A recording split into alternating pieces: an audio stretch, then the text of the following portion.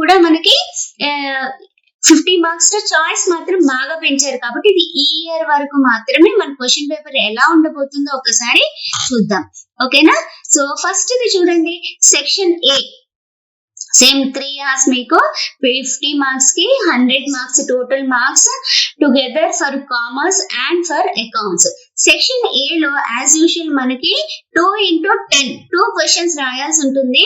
Out of 4 questions this year మనకి 3 ఉండేవి కానీ ఇప్పుడు మనకి 4 ఉంటాయి. So out of 4 you are suppose to write only 2 questions. Okay, 2 questions కి 20 మార్క్స్ మనకి. ఓకేనా? So there are only few questions if you go through this section. కొన్ని క్వశ్చన్స్ మనం నేర్చుకుంటే కనుక 20 మార్క్స్ మనము బుట్టలో వేసుకున్నట్టే, మన అకౌంట్ లో వేసుకోవచ్చు. నెక్స్ట్ సెక్షన్ వచ్చేసి we are supposed to write 4 questions out of 8 questions. ఈ సంవత్సరము ఎప్పుడు కూడా 6 ఉండేవి కానీ ఈ ఇయర్ మనకి 8 క్వశ్చన్స్ ఉంటాయి. 8 క్వశ్చన్స్ లోంచి we are supposed to write only 4 questions. Okay, so ఈ 4 క్వశ్చన్స్ కూడా ఒకసారి ఏంటి ఎలా రాయాలి అనేది we'll get into this in this class. అయితే మనకి ఈ క్లాస్ లో ఏ 2 మార్క్స్ క్వశ్చన్స్ ఎలా అటెంప్ట్ చేయాలి and what are the important questions for 2 marks 5 marks and 4 marks అనేవి మనం చూద్దాం. మనం ఇప్పుడు 5 మార్క్స్ క్వశ్చన్స్ ఎన్ని రాయాలి? 4 రాయాల్సి ఉంటుంది సెక్షన్ బి లో. Coming again to section C, we have 2 marks questions in section C, wherein we are supposed to write 5 questions out of 10 questions. 10 questions will be given to you and you are supposed to write only 5 questions. Okay, of 5 marks each. As in other subjects like civics and economics, you will be writing only 2 marks. So the similar way first year lo manam rasinatugane ikkada kuda same ade paddhathilo rayali. మనకి 2 marks కాబట్టి మంచి scoring. Okay, మన second year syllabus వాస్తవంగా చెప్పాలి అని అంటే it's really damn easy. It's not that difficult to score than in first years. First years you are new to the subject. Now that you got used to the second year commerce part and accountancy part, it will be very easy for you to get good score and to see a very bright future for the next for your further studies. Okay, now coming to our next question paper pattern అయితే మీకు ఇలా ఉంటుంది this academic year. అయితే please note it down. మనకి part A లో వచ్చేసి 50 marks అని చెప్పుకున్నాం కదా. The first section goes with 2 questions you are supposed to write out of 4 questions. Okay, మనకి ఈ ఇయర్ ఎప్పుడు కూడా 3 questions ఇచ్చేవాళ్ళు, 3 క్వశ్చన్స్ ఇచ్చేవాళ్ళు కదా. సో 3 లో నుంచి 2 రాయాలి.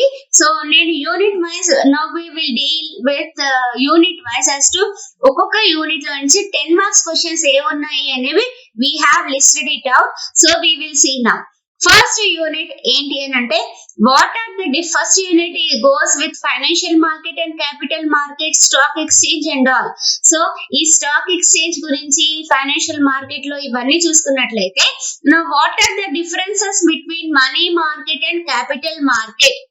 ఓకే, ఈ క్వశ్చన్ కి ఆన్సర్ ఎలా రాయాలి అనేది ఒకసారి చూద్దాము. మనకి తెలుగులో ఈ క్వశ్చన్ ఏంటి అంటే మనీ మార్కెట్, ద్రవ్య మార్కెట్ కి మూలధన మార్కెట్ కి మధ్య గల తేడాలు ఏమిటి. Okay, the question will be asked in such a way that you are supposed to write the differences between money market and capital market. So ఈ క్వశ్చన్ కి మనకి ఏం రాస్తాము? Differences between money market and capital market అంటే answer దీనికి ఏం రాయాలి? మనకి మనీ మార్కెట్ లో ఏవేవైతే ఉంటాయో అండ్ క్యాపిటల్ మార్కెట్ లో ఏవేవి ఉంటాయి డిఫరెన్షియేషన్ మన టెక్స్ట్ బుక్ లో ఉంది. Please note it down. Previous episodes we have done with these answers. So alage cheskuntu ravali. I'll give you in detail as to what you have to write in money market and capital market. Money market is a short term market. అంటే money market అనేది స్వల్పకాలిక నిధులని సమకూరుస్తుంది. Capital market అనేది it's long term market, long term finance market, మూలధన నిధులని సమకూరుస్తుంది. It deals with the share capital or the capital of a particular industry or particular firm or something like that.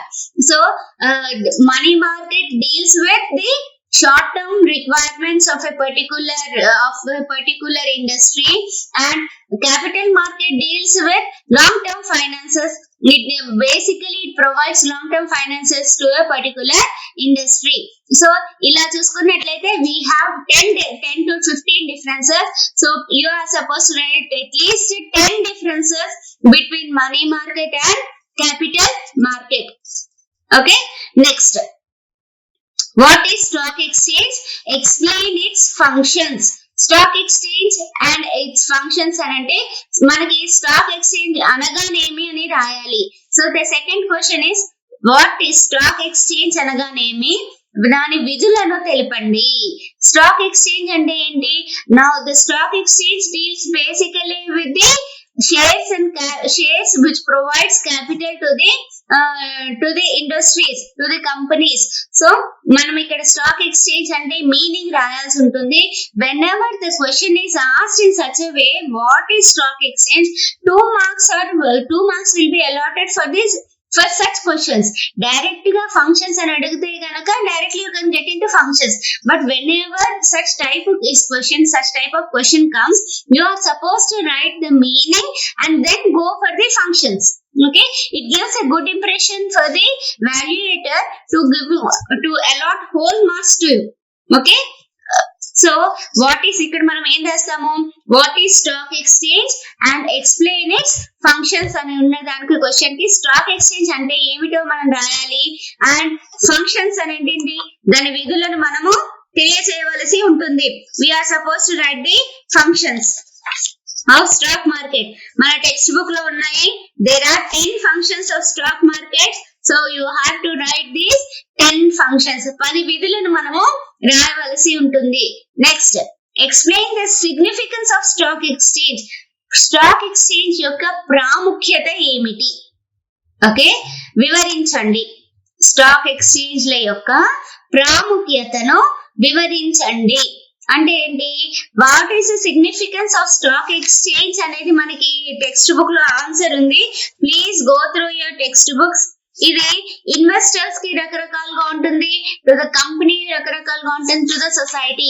ఒక సంఘానికి వేరేగా ఉంటుంది, కంపెనీకి వేరేగా ఉంటుంది, పెట్టుబడిదారులకి రకరకాలుగా ఉంటుంది. So you take any one type. Like investors కి అయితే గనక if you know the answer right only investors. లేదు అనకంటే పెట్టుబడిదారులకు మాత్రమే తెలిస్తే పెట్టుబడిదారులకు మాత్రమే రాయండి.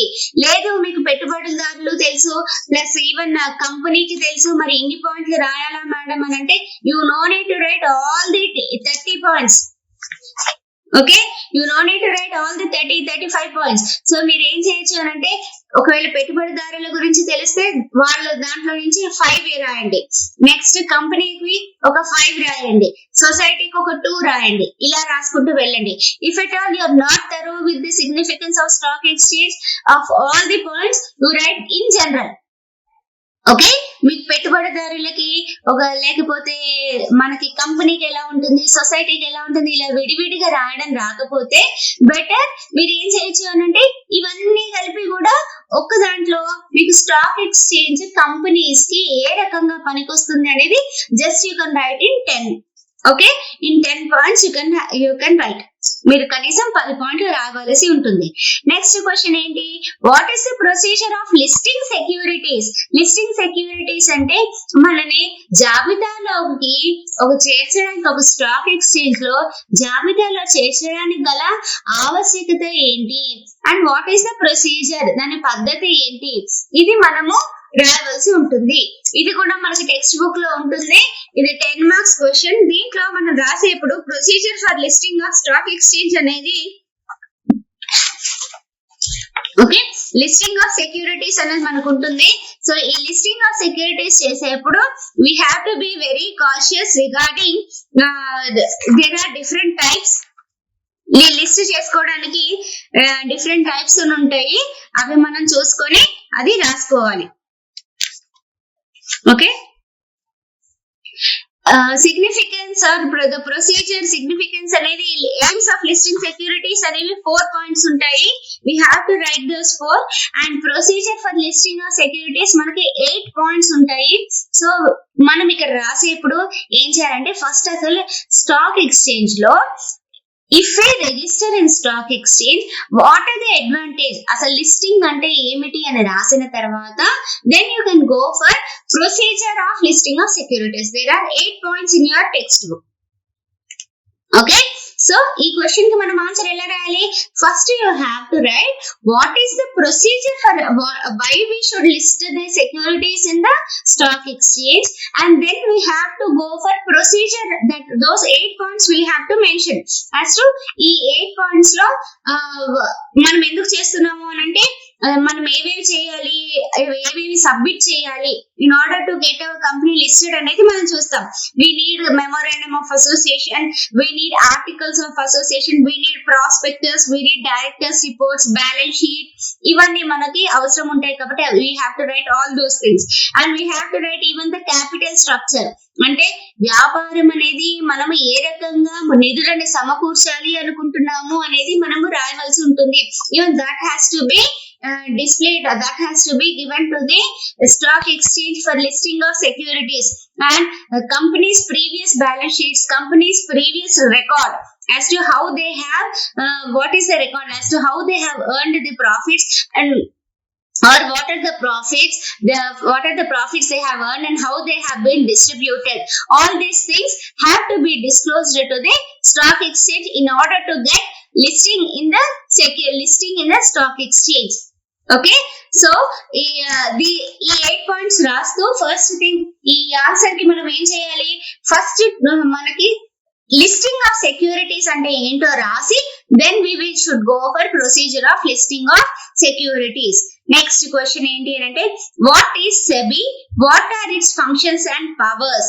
Is SEBI ante enti Securities Exchange Board of India, and what are its functions and powers manaki unnai. So you have to write those both functions and powers.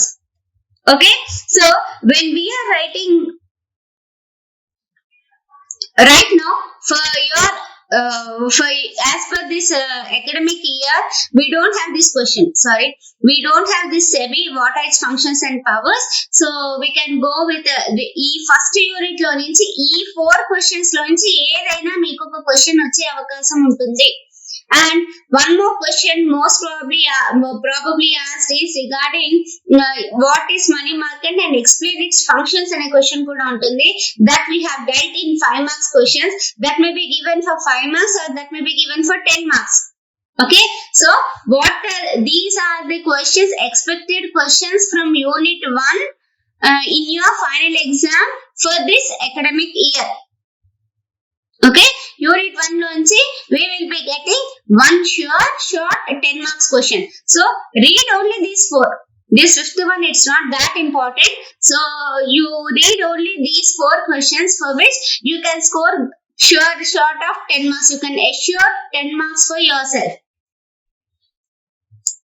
Next, unit 2 kochesi the question most probably asked is define banking and explain the functions of banks.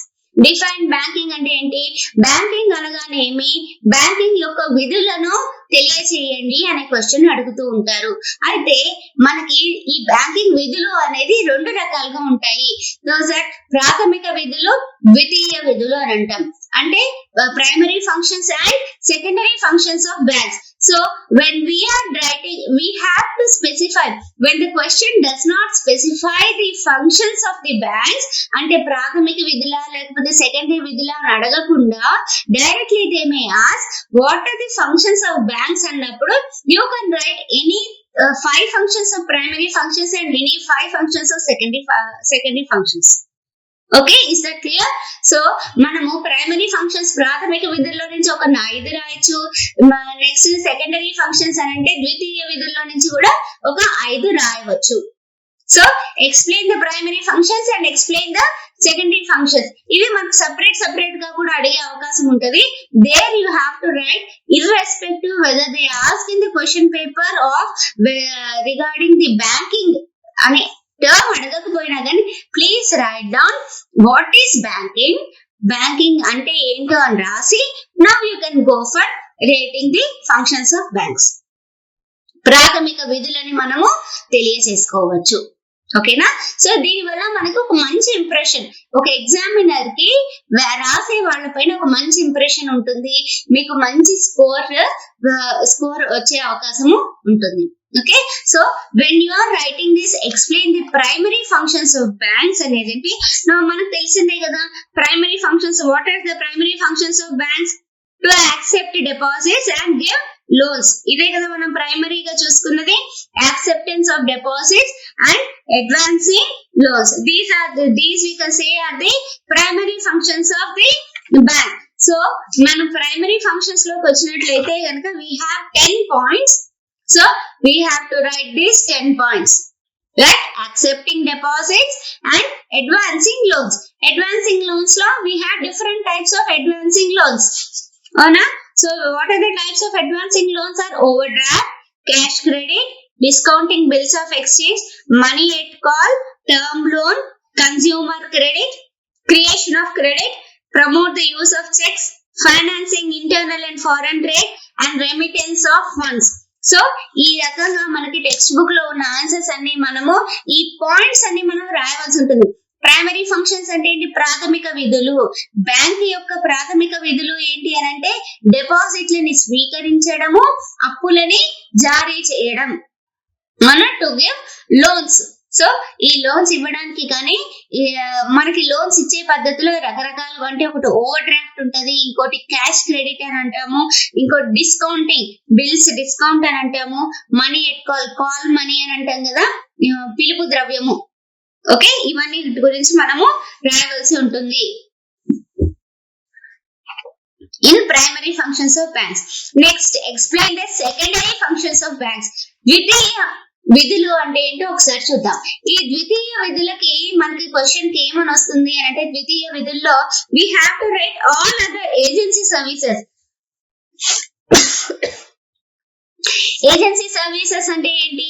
Bank మన తరఫున వసూలు చేస్తుంది, bank మన తరఫున పేమెంట్లు చేస్తుంది, వడ్డీలను collect చేసుకుంటుంది, డిపాజిట్లను సేకరిస్తుంది, they accept checks, they pay checks, all in the favour of the customers. So మనం ఈ ఏజెన్సీ ఫంక్షన్స్ అన్ని కూడా జనరల్ యూటిలిటీ ఫంక్షన్స్ లేదా ఏజెన్సీ సర్వీసెస్ ఇవన్నీ కూడా మనము ద్వితీయ విధులలో మనము రావలసి ఉంటుంది.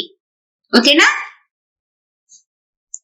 Next unit 3. మనకు దీంట్లో నుంచి కూడా ఇంకో క్వశ్చన్, ఒక 10 మార్క్స్ క్వశ్చన్ దీని గురించి రెండిట్లోంచి ఏదైనా ఒక దాంట్లో నుంచి వస్తుంది. Next coming to our unit 3, define entrepreneur and explain the characteristics. Entrepreneur వ్యవస్థాపకుడు అనగా ఎవరు, అతని విధులను తెలియచేయండి. This question is mostly asked. Okay, so ఇది please go through these questions compulsorily. వ్యవస్థాపకుడు అనే వాళ్ళు ఎవరు అని రాసిన తర్వాత, వ్యవస్థాపకుడు అంటే ఎవరు? ఎవరైతే కొత్త ధనాన్ని, రిస్క్ ని భరిస్తూ, నష్టభయాన్ని భరిస్తూ కొత్త పనిని చేపట్టడమే ఎంటర్ప్రెన్యూర్ యొక్క విధి. or that person is called as an entrepreneur. Okay, once again, who is an entrepreneur? An entrepreneur is a person who establishes the business, taking the risk factor and in an innovative way. Innovative way అంటే కొత్త ధనాన్ని, కొత్తగా నష్టభయాన్ని భరిస్తూ వ్యాపారాన్ని ముందుకు తీసుకెళ్లే వ్యక్తిని మనము వ్యవస్థాపకుడిగా చెప్పుకోవచ్చు, ఆర్ ఎంటర్ప్రెన్యూర్. సో ఈ ఎంటర్ప్రెన్యూర్ అని ఎక్స్ప్లెయిన్ చేసినాక, డిఫైన్ చేసినాక, మనము నిర్వచించినాక next we have to write the characteristics. అంటే వాట్ ఆర్ ద విధులు. ఈ ఎంటర్ప్రెన్యూర్ యొక్క విధులు ఏంటో మనము ఒకసారి చూద్దాం. ఎంటర్ప్రెన్యూర్ విధులు అంటే ఏంటి? మనకి ఇన్నోవేషన్ అంటే నవకల్పన. First thing is he has to find always new things. Next thing is risk taking. అతను నష్టభయాన్ని భరించే వ్యక్తిగా ఉండాలి. నెక్స్ట్ ఇది సెల్ఫ్ కాన్ఫిడెన్స్. సెల్ఫ్ కాన్ఫిడెన్స్ అంటే అతనికి స్వయంగా నేను చేయాలి, ఆత్మవిశ్వాసం అనేది తప్పనిసరిగా ఉండాలి. ఒక ఎంటర్‌ప్రెన్యూర్ అనే వ్యక్తికి ఆత్మవిశ్వాసం అనేది చాలా పెద్ద ఎత్తున ఉండాలి. ఎందుకంటే there are chances of getting losses in the business. వ్యాపారంలో నష్టాలు కూడా వచ్చే అవకాశం ఉంటుంది. కాబట్టి the entrepreneur should bear all the changes in the market లో వచ్చే ప్రతి ఒక్క చేంజెస్ ని భరిస్తూ అతను వ్యాపారాన్ని ముందుకు తీసుకెళ్లాలి. కాబట్టి ఆత్మవిశ్వాసం అనేది చాలా ఉండాలి. Next one is hard work. He should work very hard in order to get these profits for which he has established the business. Next this goal setting. Goal setting అంటే ఏంటి? వ్యాపారానికి మనం ఒక ఉద్దేశము, మనకు ఒక ఎయిమ్, మనకు ఒక గోల్ అనేది ఉంటుంది కదా. సో వ్యాపారానికి మనం ప్రతి ఒక్క ఎంటర్‌ప్రెన్యూర్, ప్రతి ఒక్క వ్యవస్థాపకుడికి తను చేయవలసిన పని ఏంటో ముందుగానే నిర్ధారించుకోవాలి. He has to plan out what he has to do for the business. He has to have a clear idea of what he is supposed to do and what he has to reach to the goal. So in order to reach the goal, what he has to do అనేది ముందుగానే అతనికి ఒక plan అంటూ, ఒక idea అంటూ ఉండాలి. And for that he has to hard work. He has to work hard. Next one is goal setting. So he has to set up a goal. An entrepreneur's basic aim is to earn profits. So naturally he will set up a goal. Next one is accountability. అంటే accountability అంటే ఏంటి? అతను దానికి ప్రాతినిధ్యం వహించాలి. He has to take the responsibility. మనం ప్రతి ఒక్క దానికి ఒక గుర్తింపు ఉండి అతను ఆ పనిని బాధ్యతాయుతంగా తీసుకొని దానికి సమాధానం ఇచ్చే పరంగా ఉండాలి. He has to surely go for accountability when he is running the business. Next one is leadership. Leadership అంటే ఏంటి? నాయకత్వ లక్షణాలు అనేవి కంపల్సరీగా ఉండాలి. Next one is managerial skills. Managerial skills అంటే నిర్వహణ. అతను ఏ రకంగా నిర్వహించాలి? అందరినీ కలుపుకుంటూ వ్యాపారం చేయాలి. కాబట్టి నిర్వహణ అనేది చాలా ఇంపార్టెంట్. అందరితో పని చేసుకోవాలి. Any entrepreneur cannot do the business by himself all alone. ఒకే ఒక వ్యక్తి ఒక వ్యాపారం నడిపించలేడు. కానీ ఒక్క వ్యక్తి అందరితో కలుపుకుంటూ వ్యాపారం చేయాలి. కాబట్టి he has to possess managerial skills in order to run the business. Next one is so ఈ పాయింట్స్ అన్ని మనకి ఎంటర్‌ప్రెన్యూర్ క్యారెక్టరిస్టిక్స్ లో మనం చూసుకోవాలి. Next is explain the functions of entrepreneur and functions characteristics. ఇవి రెండు సాధారణంగా almost go side by side. Characteristics లో ఉన్న almost all functions will be the same. There are 5 important functions that the entrepreneur does. That is, first one is innovation. చెప్పుకున్నాం కదా. He has to find out new things. కొత్తదనాన్ని కనుక్కోవాలి. Next one is risk bearing. నష్ట భయాన్ని భరించాలి. Next one is organisation and management. నిర్వహించాలి, దాన్ని వ్యవస్థాపించాలి. Next one is business planning. వ్యాపారానికి అతను ఒక ప్లాన్ వేసుకోవాలి, ఒక ప్రణాళికని వేసుకోవాలి. Next one is decision making. These are the 5 points. Decision making అని అంటే నిర్ణయాలు తీసుకోవడం. సో ఈ 5 పాయింట్లని మనము ఫంక్షన్స్ ఆఫ్ ఎంటర్‌ప్రెన్యూర్ లో రాసుకుంటాము. నెక్స్ట్ క్వశ్చన్ వచ్చేసి explain the steps involved in the preliminary stage of setting up of a business. So వ్యాపారం ప్రారంభ దశలో మనం తీసుకోవలసిన వివిధ రకాల స్టెప్స్ ఏంటి అనేవి మనకు ఉన్నాయి. సో వాటి గురించి మనము రాయాల్సి ఉంటుంది. మనకి చాలా స్టెప్స్ ఉంటాయి. we have 12 steps. అయితే ఈ 12 స్టెప్స్ గురించి మీరు 2 లైన్స్ రాస్తే సరిపోతుంది. టోటల్ గా మీరు రాయాల్సిన అవసరం లేదు. ప్రిలిమినరీ స్టేజ్ అని ఉంటది. ఈ ప్రిలిమినరీ స్టేజ్ లో we have to write only 2 lines. ప్రతి ఒక్క దానికి 2-3 లైన్స్ రాస్తే 12 స్టెప్స్ ఉంటాయి. ఈ 12 స్టెప్స్ కూడా మనం 2 లైన్స్ రాస్తే సరిపోతుంది. First one is decision to be self employed. Next is study and scanning business environment, selection of an idea. ఇలా రకరకాలుగా ఉన్నాయి. వీటన్నిటి గురించి నేను నెక్స్ట్ క్లాస్ లో మనం చూసుకుందాము. బట్ బేసికల్ గా మీకు ఒక క్వశ్చన్ పేపర్ లో 10 మార్క్స్ క్వశ్చన్ కి ఏమేమి వస్తాయి, ఎలా వస్తాయి అనేది just we are discussing now. Next one is Unit 5. Unit 5 వచ్చేసి we have what are the principles of management. నిర్వహణ సూత్రాలు అనగానేమి, or the question similar to this, what they will ask is, ఇది అడిగిన ఈ క్వశ్చన్ అడిగినా the answer will be the same, or they may even ask it like this: what are the contributions of Henry Fayol in the field of management?